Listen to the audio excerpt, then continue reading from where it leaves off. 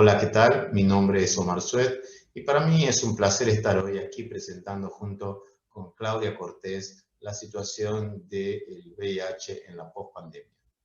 Además de todas las dificultades que ha generado la pandemia en el manejo, en la vida de las personas, en el manejo de las enfermedades en general, el impacto en HIV en la región ha sido muy importante.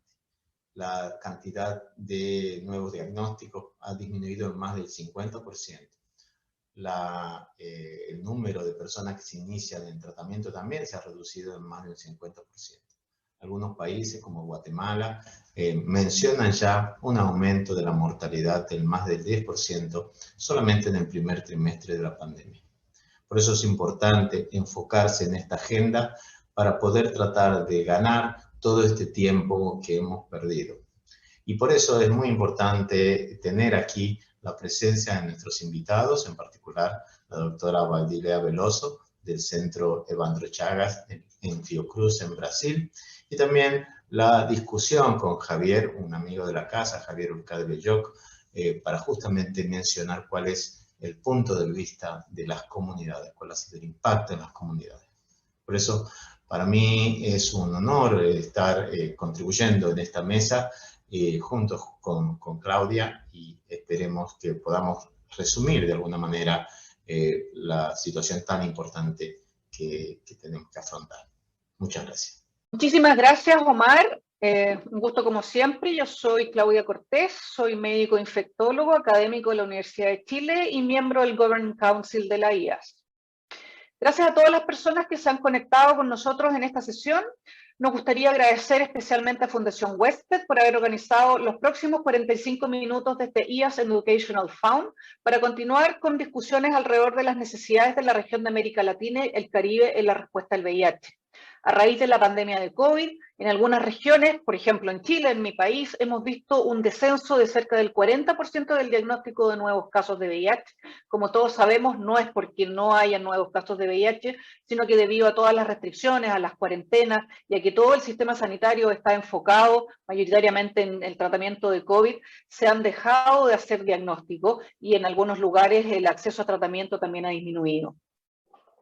Mirando atrás en las reuniones anteriores de la IAS Educational Fund, específicamente las que tuvieron lugar en Argentina y Colombia, veremos si las recomendaciones claves que salieron de estos simposios todavía son relevantes en el contexto actual del COVID, o si los desafíos que tuvimos últimamente cambiaron drásticamente la respuesta en la región al VIH y el enfoque sobre la epidemiología en general.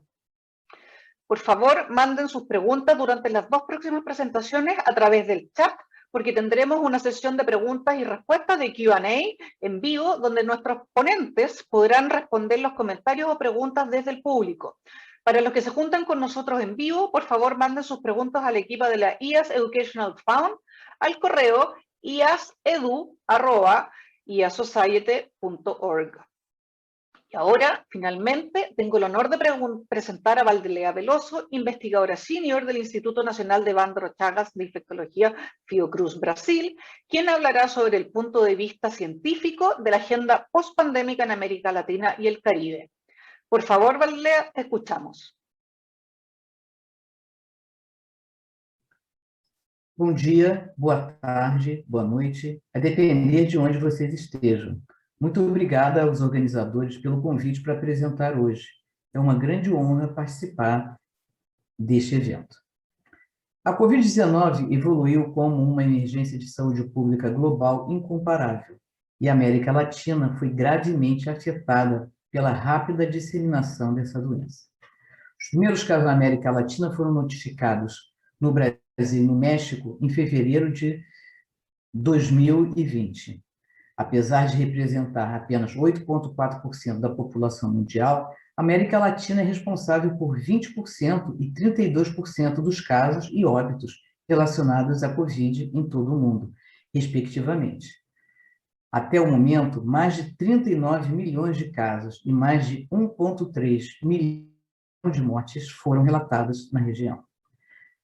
A resposta à Covid na região tem sido prejudicada por sistemas de saúde com recursos inadequados, desigualdades generalizadas de saúde socioeconômicas e uma fraca capacidade do Estado para montar respostas de saúde, sociais e econômicas abrangentes à pandemia. O Brasil, o país mais afetado da América Latina, é o maior e mais populoso país, mas socialmente é um dos mais desiguais.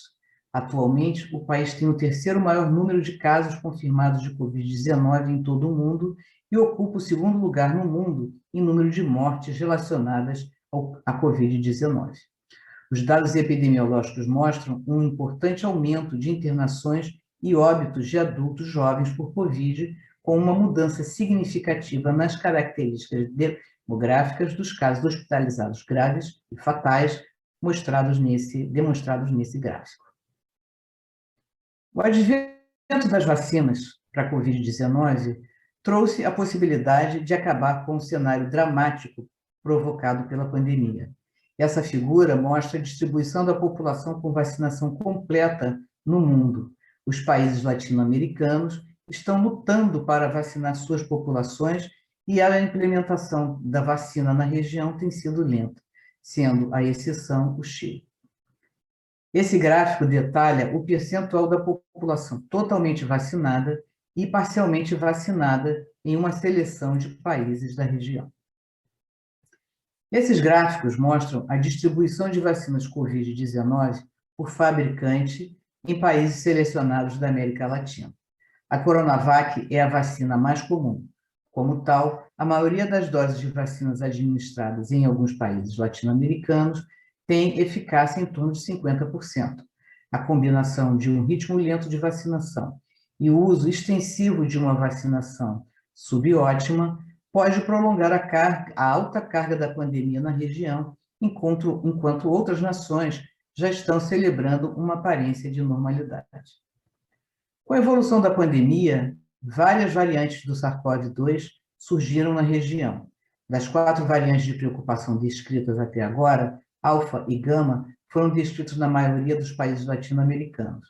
Argentina, Brasil, Chile, Cuba, Equador, México e Peru detectaram em seus territórios a variante Delta do SARS-CoV-2, que já é presente em pelo menos 92 países e se destaca de suas predecessoras genéticas por uma maior capacidade de transmissão.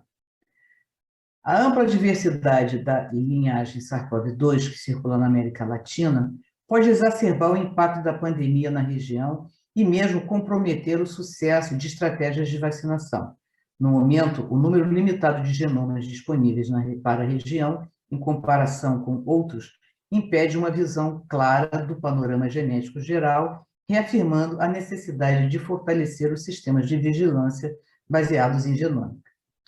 Um número relativamente pequeno de pessoas com HIV esteve envolvido até agora nos estudos de vacina, e o período que estiveram nos estudos é relativamente curto.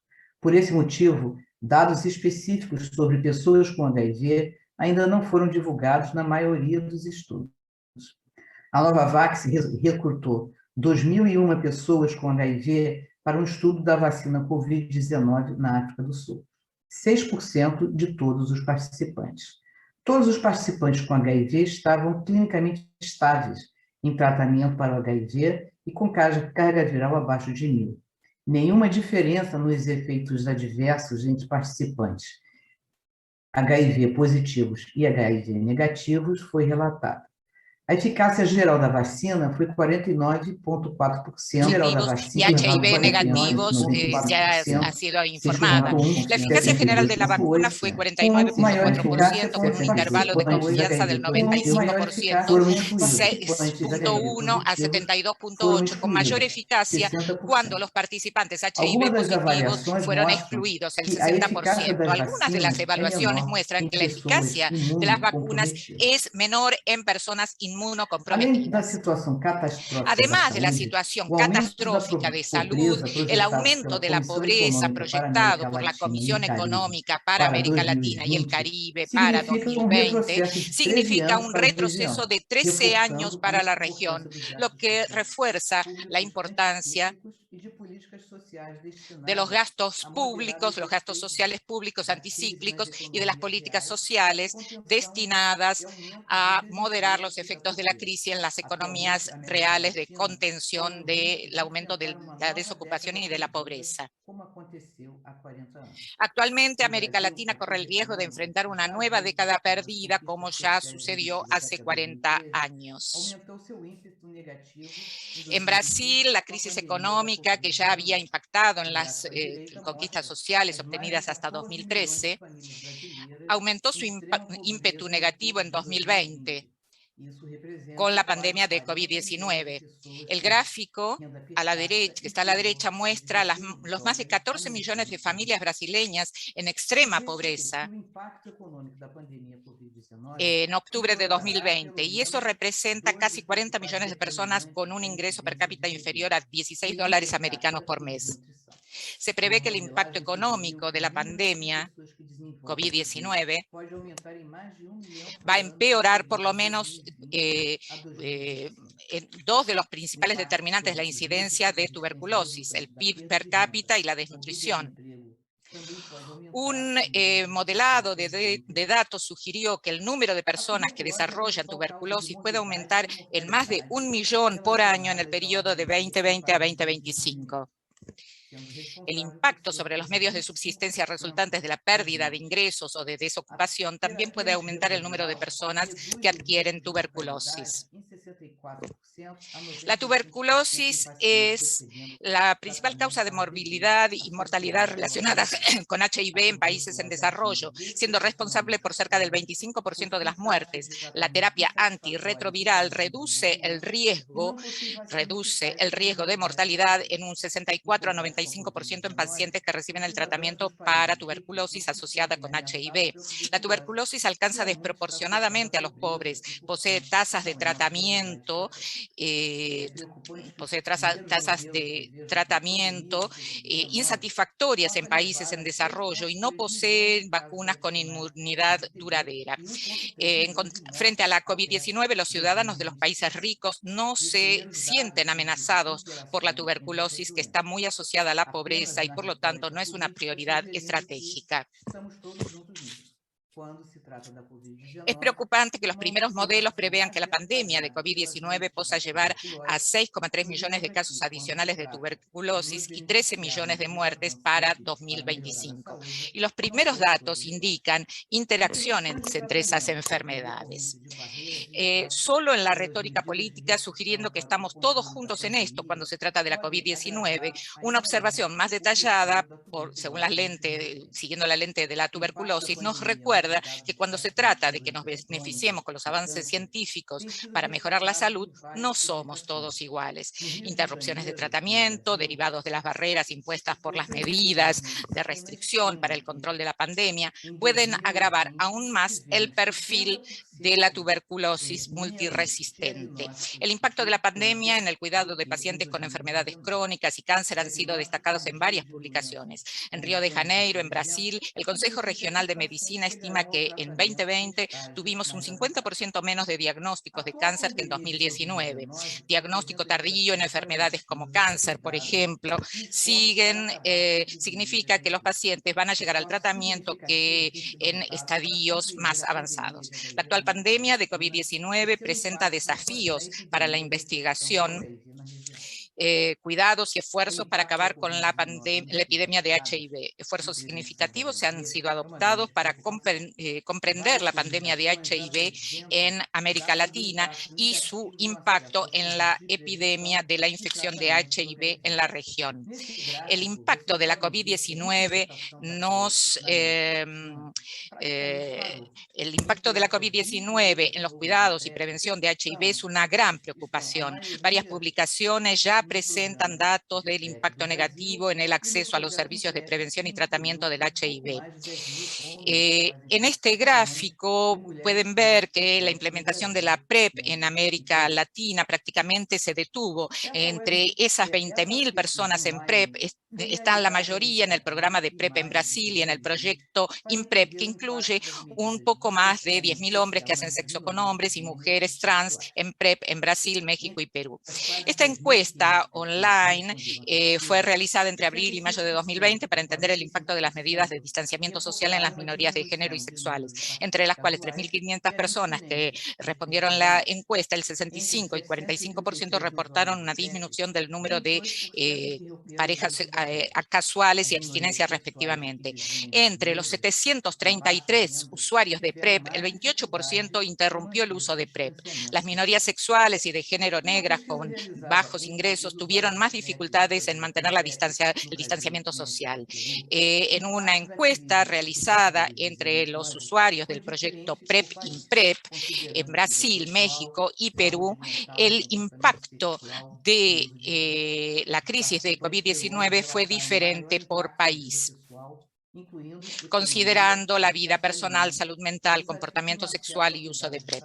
Los participantes peruanos relataron mayor impacto en la vida personal, incluyendo economía, acceso a alimentos y desafío en el acceso a cuidados de la salud. Los brasileros tuvieron más relatos de problemas de salud mental, incluyendo el aumento en el uso de sustancias.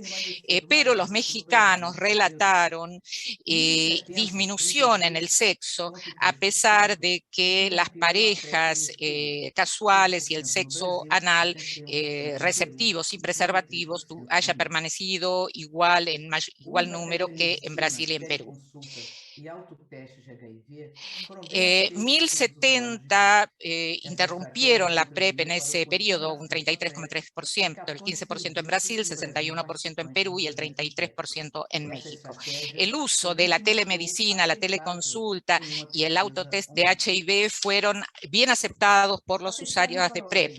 Esa estrategia contribuyó al continuo acceso a PrEP en 14 servicios en Brasil que participaron del proyecto IMPREP. Esa estrategia también se mostró aceptable en una encuesta online.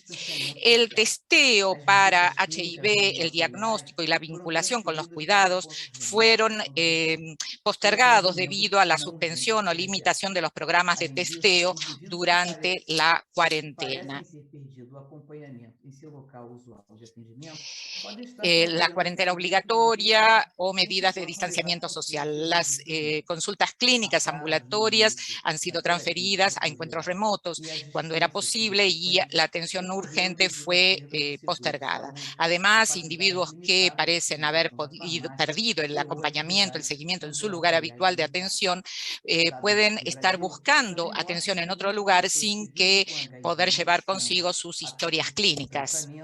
Foi menor em 2020 em comparação com 2019. Além disso, o monitoramento de CD4 y carga viral fundamental en relación a la CD4, a la carga viral. Hay datos brasileños de 2019. Tenemos en la pantalla los números de 2019 y de 2020 y 2021.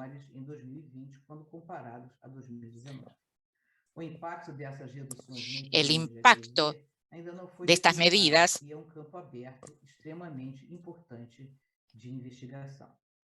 muestra la importancia de investigar estos puntos. Está muy bajo el sonido, si pudieran avisar que suban el sonido, por favor.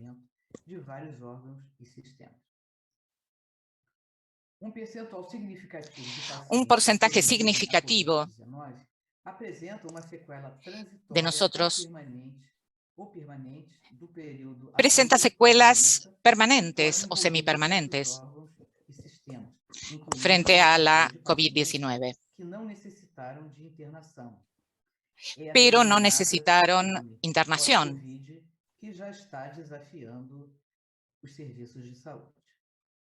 Y es un desafío para los servicios de salud. Hay estudios longitudinales de los efectos de COVID-19 para poder avanzar. La OPAS estimula la creación de casos para comprender el síndrome post-COVID-19. Ese informe tiene 3 módulos muy abarcadores, muy amplios. Hace falta realizar ensayos clínicos para la agregación de datos relacionados entre HIV y COVID-19. Con el aumento de la sobrevida, enfermedades crónicas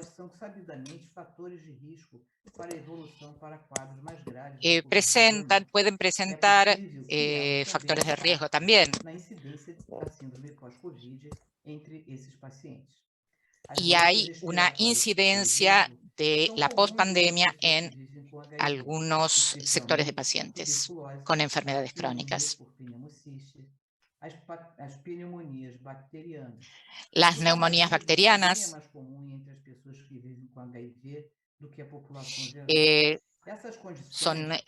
hay que prestarles atención en las personas con HIV y posiblemente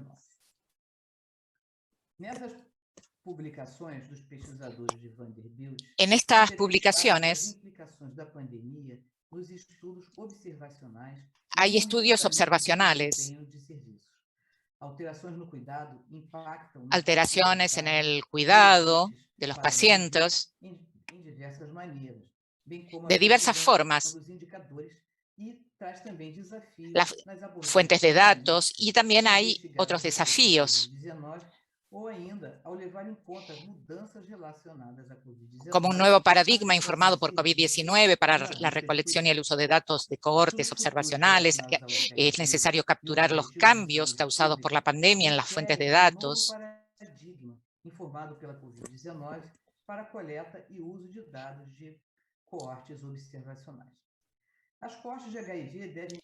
Las cohortes de HIV deben ser integradas a los estudios observacionales. Los autores destacan la necesidad de informar la práctica clínica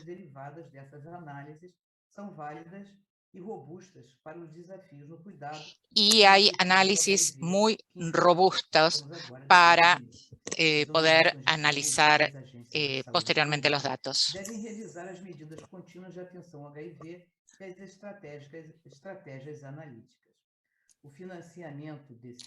El financiamiento es fundamental, aún en tiempos de crisis económica.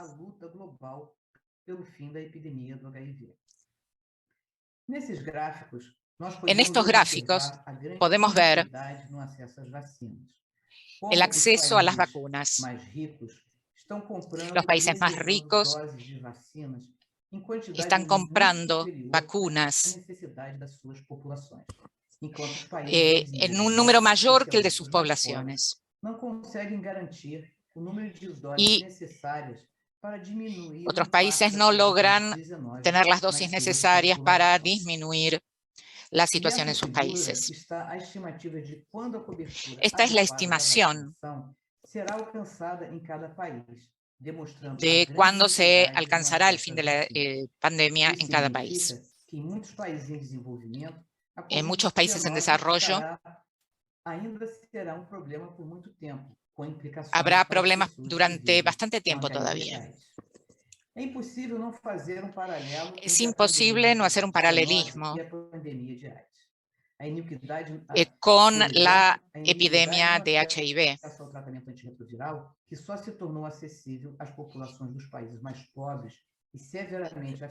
La terapia antirretroviral se hizo tardíamente accesible en los países más pobres.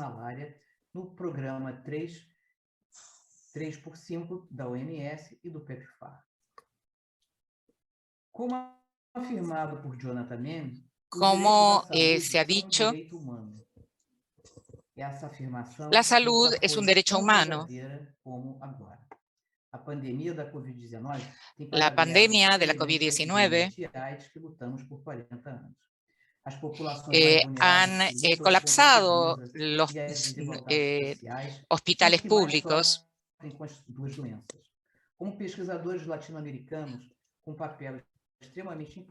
Los investigadores latinoamericanos han tenido un papel muy importante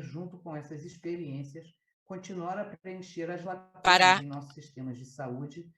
poder seguir completando los espacios vacíos, los vacíos del sistema sanitario de sus países. Muchas Buenos días, buenas tardes, buenas noches con todas, con todos y con todes. Mi nombre es Javier Urca de Veloc, editor del equipo de corresponsales claves. Y el día de hoy voy a compartir con mis colegas panelistas una reflexión respecto de cómo se vería la agenda post-pandemia relacionada, por supuesto, con el VIH y SIDA. Agradezco la invitación de la Sociedad Internacional de SIDA a esta sesión preconferencia que se centra en América Latina y en la que puede participar toda la sociedad civil. En principio, me interesa arrancar con esta reflexión de Melinda Gates, que dijo hace unas semanas: esta pandemia ha magnificado todas las desigualdades de nuestra sociedad, como el racismo sistémico, la desigualdad de género y la pobreza. Esta afirmación podría aplicarse al VIH como al COVID totalmente, ¿no? Y esa es quizás la primera reflexión. Para continuar, quería hacer algunas salvedades. He escuchado a algunos colegas de otras partes del planeta hacer una referencia prematura y quizás insensible a hablar de nueva normalidad, pensar en la reconstrucción, etc. Es importante entender que lo que es obvio, ¿no? Que mientras una parte del planeta disfruta del verano en el sentido más amplio de la palabra y de haber controlado la transmisión comunitaria y de haber vacunado grandes porcentajes de la población, el resto del llamado sur del planeta, nuestros países en vías de desarrollo, América Latina y el Caribe, enfrenta la cara más dura del COVID, porque es la segunda o la tercera ola, estamos agotados y cada vez hay menos oxígeno, equipos de protección personal, profesionales de la salud, para responder a las personas que se enferman y sobre todo no hay vacunas. La mayoría de las vacunas lamentablemente se concentran en el llamado norte. Y por supuesto esta noción que tiene que ver con la definición de pandemia, ¿no? Esta idea de que si yo en un país X resuelvo la crisis del COVID, lo voy a resolver definitivamente. No, es una pandemia. En la medida que todo el planeta no ponga en fin o acorrale significativamente el COVID-19, va a seguir siendo un problema global, va a seguir siendo una pandemia. Y también que la idea de la solidaridad mundial, ¿no? Para el desarrollo, para la salud, está puesta a prueba, desde el accionar tradicional que tenía a una declaración de principios retórica. Y lo vemos en el tema del acceso a la vacuna para los países en vía de desarrollo, estar a merced de cuestiones técnicas y de cuestiones del sector privado, que incluso pueden poner en potencial riesgo de fracaso la iniciativa COVAX, que fue creada esta iniciativa COVAX para cerrar la brecha entre los países desarrollados y en vía de desarrollo para acceder a la vacuna. También, obviamente, COVID nos hace aprender con mucho dolor que la noción del sistema de salud resiliente es una expresión de deseo, lejos de ser una realidad, pues todos los sistemas de salud estuvieron bajo tremendo estrés.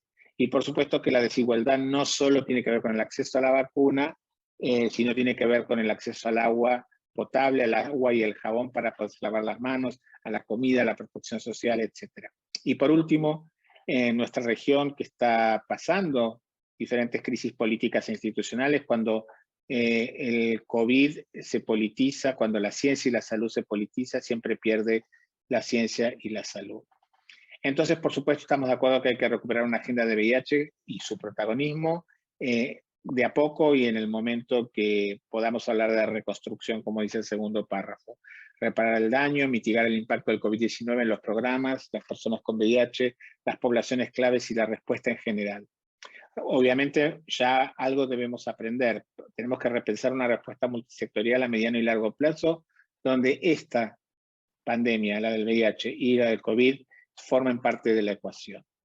Yo creo que quizás la agenda más importante que nos podría hermanar, que podría ser nuestra hoja común de ruta, es la nueva estrategia de ONU-SIDA que se transformó en el Plan Global de SIDA y que se desprende de los Objetivos de Desarrollo Sostenible reconociendo que el objetivo 3 de salud no alcanza para resolver ningún tema pandémico o de salud pública, sino se requiere ver transversalmente a todos, que incluye equidad, hambre, acceso al trabajo digno, toda la cuestión de género, etcétera. Y que para poner fin al SIDA, la sociedad civil tiene que estar en el centro de la respuesta, como vemos en este gráfico, y que lo que tenemos que lograr es la cero discriminación, cero nuevas infecciones y cero muertes relacionadas con el VIH. Vamos a ver un poco más en detalle y en tamaño razonable este gráfico que para nosotros, muchos de nosotros, es la hoja de ruta a futuro.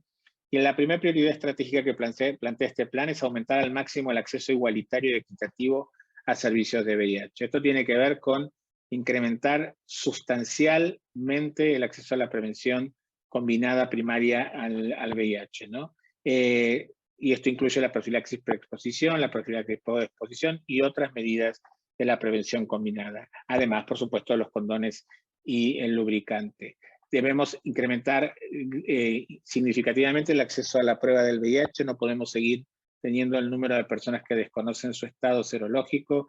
Debemos ofrecer diagnóstico a todas las poblaciones claves, a las personas jóvenes, y integrarlos a los servicios, por ejemplo, de salud materno-infantil, y llegar de alguna manera con el tratamiento y el diagnóstico oportuno a erradicar la transmisión materno-infantil, como se viene logrando en algunos países de América Latina.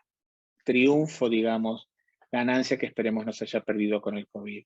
La segunda prioridad estratégica es eliminar las barreras para obtener resultados en materia de VIH, las famosas barreras estructurales, y que de alguna manera tienen que ver con reconocer el liderazgo de la comunidad. No decimos contratar por unos centavos a la comunidad para que distribuya condones a sus pares o para que haga consejería y demás. Hablamos del liderazgo de la comunidad, que participe en el diseño, monitoreo y evaluación de todos los programas, en países con o sin Fondo Mundial, con o sin MSP. Necesitamos países libres de estigma y discriminación, con igualdad y dignidad para las poblaciones claves y las personas con VIH, si es que queremos que accedan a los servicios. A veces el estigma y la discriminación sucede en el sector salud, y así nunca vamos a lograr un diagnóstico oportuno y un tratamiento inmediato. Por supuesto, la importancia de la igualdad de género y el reconocimiento y empoderamiento de los y les jóvenes. La tercera área de prioridad estratégica es también muy importante porque tiene que ver con abastecer y mantener la respuesta eficiente al VIH. ¿De dónde viene el dinero, básicamente? Totalmente financiada y eficiente. Al mismo tiempo, cómo se logra integrarla con otros sistemas de salud para hacerla también un poco más sostenible y eficaz. Y sistemas de protección social. En entornos humanitarios que también puedan responder a una pandemia. En América Latina tenemos crisis humanitarias por más de un lustro. Puede ser la columna que camina hacia los Estados Unidos por Centroamérica, expuesta a enfermedades, violencia y otras vulnerabilidades, o puede ser la sangría de la población venezolana en la diáspora, en la movilidad forzada fuera del país, que ya supera los 5 millones. Y obviamente la crisis sanitaria en VIH y en todas las cuestiones de salud dentro de algunos países de Centroamérica, como también Venezuela, que empujan esta migración forzada. Entonces también tenemos que pensar que tenemos que imaginar cómo en esta situación de crisis, esta situación de falta de recursos, nos vamos a integrar con los abordajes de cobertura universal de salud, ¿no? Para eso, el Plan Global de SIDA tiene cuestiones transversales rápidamente, como les decía, el liderazgo y la apropiación doméstica y el activismo. Es fundamental. El mejor síntoma de apropiación doméstica de la respuesta al VIH es que los gobiernos sigan invirtiendo en VIH y en salud. Obviamente, la necesidad de que hayan alianzas y modelos multisectoriales. Esto no se resuelve solo con salud, sino con otras áreas de gobierno y otras organizaciones de la sociedad civil, y haya cooperación horizontal, bilateral, etc. Datos y ciencia, somos muy buenos en la región en algunos protocolos de investigación, pero da vergüenza la calidad y cantidad de información estratégica que tiene América Latina y el Caribe. No sabemos dónde está la pandemia, no hay estudios de prevalencia serios, y años que no se realizan tallas poblacionales o la prevalencia e incidencia del VIH. No sabemos antes de la pandemia de COVID en dónde estábamos parados en cuanto la cantidad de casos y desagregación de datos. Todavía hay países en la región que registran o estudian a las personas gays y HCH junto con las personas trans, ¿no? Hay cosas que siguen atrasando. Obviamente lidiar con el tema del estigma, la discriminación y la igualdad de género es un tema transversal a todo el plan global de SIDA. Y por último, algo que es interesante que se reconozca con nombre y apellido en este momento es esas diferencias que hay entre las ciudades, las urbanizaciones, los asentamientos de personas, que ha tenido, por ejemplo, mucha prevalencia con la tuberculosis, pero que ahora lo vemos con el COVID por ser una enfermedad de tipo respiratoria. Pero también tiene que haber una cuestión de equidad dentro de los países. No puede ser que una persona que viva cerca de la casa de gobierno, en la capital, tenga muchas más posibilidades de vivir con VIH, y a medida que se va alejando dentro o en el país profundo, las posibilidades de morir por complicaciones relacionadas con el VIH aumentan. Eso tiene que terminar. El plan global nos plantea poner fin a las desigualdades para lograr poner fin al SIDA, y para eso plantea metas. Para nosotros son muy importantes las metas para que tanto nuestros gobiernos como el sistema multilateral y bilateral rindan cuentas. Y hablan de que el 95% de las personas con riesgo de VIH tengan acceso a la prevención combinada, esto ya lo mencionábamos. La cascada famosa ahora sería 95, 95, 95. No sea generalizada, no sea por país y no sea por población desagregada. Queremos saber cómo funciona la cascada para las personas trans y no para todos los ciudadanos de un país. Como decíamos, tenemos que reducir el diagnóstico tardío, hay que testear a muchas más personas. Esas personas que resultan positivas tienen que tener acceso inmediato al tratamiento, acompañamiento en la adherencia para lograr la supresión viral, porque sabemos que es la única forma que las personas indetectables corten la cadena de transmisión. Y igual ahí, ¿no? Indetectable igual intransmisible. Las mujeres deben acceder a los servicios de salud sexual y reproductiva, como los hombres a los servicios de salud sexual. Deben estar integrados con la respuesta al VIH, el 95% en la cobertura de servicios para eliminar la transmisión vertical, ni un paso atrás en frenar y erradicar la transmisión vertical, y que las personas que viven con VIH también reciban tratamiento preventivo de tuberculosis. Al otro lado está el 10%, lo que tenemos que reducir significativamente, y es que las personas que viven con VIH y poblaciones claves no experimenten estigma, discriminación y criminalización por quienes son. Que tampoco las personas que viven con VIH, mujeres y niñas, poblaciones claves, experimenten ningún tipo de desigualdad o violencia de género. Y por último, que menos del 10% de los países se deshagan, modifiquen o reformen las leyes y las políticas punitivas contra las poblaciones claves. Las preguntas que no tengo respuesta para darles el día de hoy es de dónde vendrá el dinero para financiar la estrategia global y en particular en regiones menos prioritarias como América Latina y el Caribe para la cooperación internacional. La siguiente pregunta es quizás para nosotros. ¿Estamos comprometidos los gobiernos, la sociedad civil y las comunidades para hacer uso responsable, transparente y eficiente de los recursos que consigamos? ¿Cómo vamos a lograr mantener una respuesta excepcional y a la vez integrar con el proceso que esperemos reinicie post-pandemia de la cobertura universal sanitaria, ¿no? ¿Qué lugar le vamos a dar a la excepcionalidad del SIDA en una concepción de una cobertura universal sanitaria que queremos, que necesitamos, y el acceso a la salud? Y por último, encontraremos el famoso unicornio del llamado sostenibilidad. Sabemos que obviamente una pandemia no ayuda a la sostenibilidad, pero antes del COVID la respuesta al VIH, al menos en América Latina, no era sostenible. Quisiera cerrar mi ponencia con las palabras de la directora ejecutiva de ONU-SIDA, Winnie Byanyima, que recientemente nos hacía esta reflexión, ¿no? De adoptar las enseñanzas aprendidas tanto del COVID como la respuesta del VIH. Entonces, acelerar los compromisos relacionados con la salud de la Agenda 2030 para el Desarrollo Sostenible, colaborarían con responder a las dos pandemias. Al mismo tiempo que la experiencia con el VIH ayuda a informar sobre la respuesta al COVID-19, que creo que eso ha sido bastante escaso, pero también el desarrollo de la respuesta a la pandemia de COVID va a aportar sin lugar a dudas lecciones que puedan beneficiar tanto a la respuesta al VIH como a los esfuerzos más amplios para fortalecer nuestros sistemas sanitarios. Esto, sin lugar a dudas, va a ser un punto de inflexión.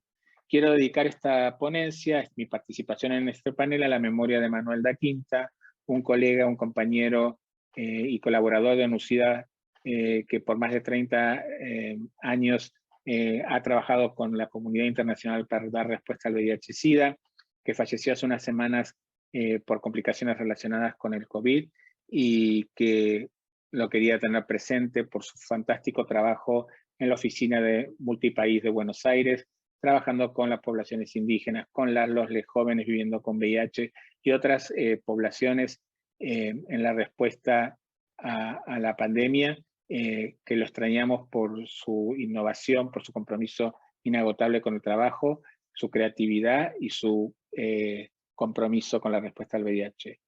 Manuel da Quinta, presente. Muchas gracias.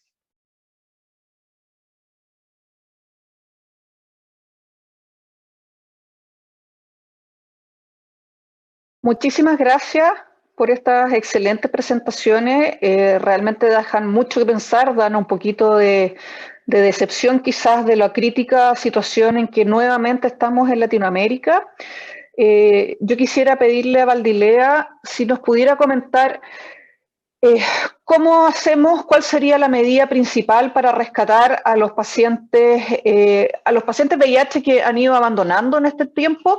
Pero más que nada, ¿cómo mejorarías el diagnóstico en este contexto? Tú lo mencionaste que en Brasil, yo también lo mencioné en Chile, el muy bajo número de casos que se ha pesquisado en este tiempo de pandemia. La situación en la que encontramos la pandemia todavía va a tener impacto en el acceso a los servicios porque la vacunación ha sido lenta. Nosotros, en mi pensamiento, nosotros necesitamos tener medidas activas para encontrar a los pacientes.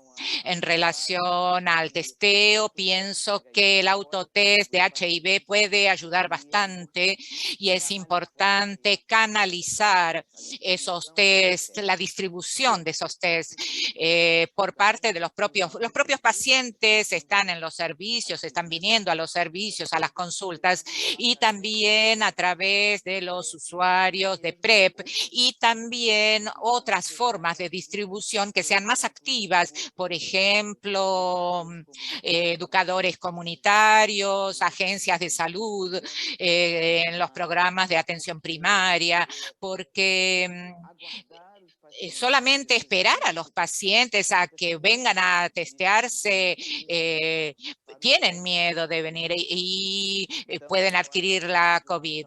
Entonces necesitamos una acción más proactiva y también ir a buscar a los pacientes, a los que no vienen a los consultorios.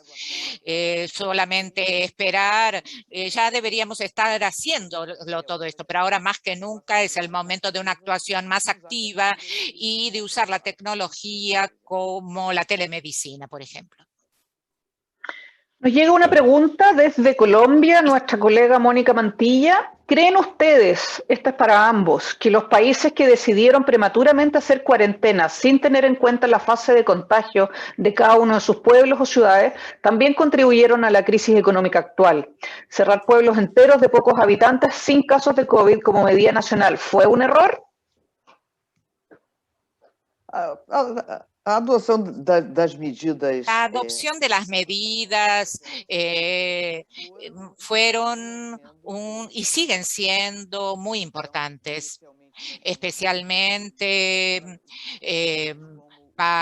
tenemos países como nuestros que tienen dificultades de actuación para actuar y que ahora que tenemos las vacunas, pero las medidas que incluyen las medidas de restricción de la movilidad, cuarentena, distanciamiento social, todo ese espectro, son medidas importantes. Si me permiten, a ver, todas las medidas de restringir la circulación y quedarse en casa y demás han sido importantes. Lo que para mí el error significativo en todo el mundo, pero en América Latina y el Caribe, fue no pensar en la protección social, cómo garantizar la alimentación. Muchas mujeres y adolescentes son trabajadoras informales.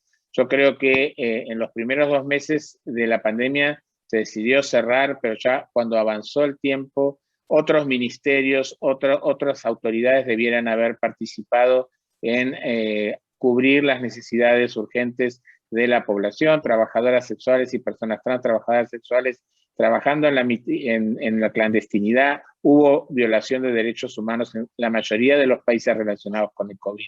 Entonces no se trata solo de mitigar la circulación de las personas en nuestros países, sino cubrir todas las necesidades que estas personas tienen durante el cierre. Bueno, estamos ya llegando al fin de esta muy buena jornada. Invito a mi colega Omar a que dé las palabras de cierre. Muchas gracias, Claudia. Muchas gracias a todos. Lamentablemente no teníamos mucho tiempo para más preguntas. Las presentaciones las pueden ver en el canal de YouTube de la IAS y en la página de la conferencia. Queremos pedirles también que se junten con nosotros el 20 de julio a las 14 para el simposio de satélite de transgénero en América Latina con Nasa Radix y José Luis Gómez Núñez de Brasil, y junto con la gente de la Fundación WECPET, y pedirle a los países también que en esta segunda fase que estamos viendo, en esta segunda encuesta de la OMS, como muchos países ya no tienen tantas limitaciones en la atención de la salud, pero también dejaron de hacer cuestiones innovativas como justamente la telemedicina o el reparto de tareas tan importante también para que estas innovaciones se queden en los sistemas para evitar justamente estos problemas. Así que bueno, sigamos innovando, sigamos investigando, que es crítico para que se puedan tomar decisiones basadas en evidencia,